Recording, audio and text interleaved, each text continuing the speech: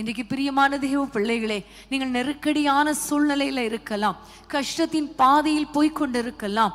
உங்களுக்கு ஏதோ ஒரு காரியம் கண்டிப்பாக தேவை என்கிற ஒரு சூழ்நிலையில நீங்க இருக்கலாம். ஆண்டவர் பாருங்க, அன்றைக்கு ஆபிரகாம் ஆண்டவரை நோக்கி பார்த்த பொழுது, கண்களை ஏறெடுத்து பார்த்த பொழுது, அந்த பர்வதத்தில் ஏறெடுத்து பார்த்த பொழுது அவனுக்கு ஒத்தாசை அனுப்பினது போல, அவர் பார்த்து கொண்டது போல, யெகோவா ஈரையாக இருந்து அவனுடைய தேவைகளை சந்தித்தது போல, இன்றைக்கு உங்கள் தேவைகளை கர்த்தர் சந்திப்பார். உங்களுக்காக ஆயத்தப்படுத்தப்பட்ட ஆசீர்வாதங்களை உங்களுடைய கண்கள் காணும்படி கர்த்தர் செய்வார். ஆமேன். வேதத்திலே அருமையான ஒரு வசனம் உண்டு. தேவன் தம்மில் அன்பு கூறுகிறவர்களுக்கு ஆயத்தமாக்கின நன்மைகளை கண் காணவும் இல்லை, காது கேட்கவும் இல்லை, ஆனாலும் கண்டிப்பா கர்த்தர் அவைகளை காணும்படி செய்வார். ஆமென்.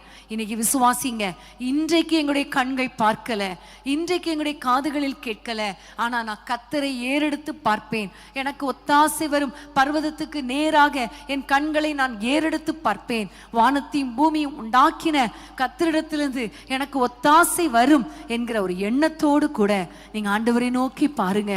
யெகோவா ஈரே உங்கள் எல்லா தேவைகளையும் சந்திப்பார். கண்களை மூடி கரங்களை உயர்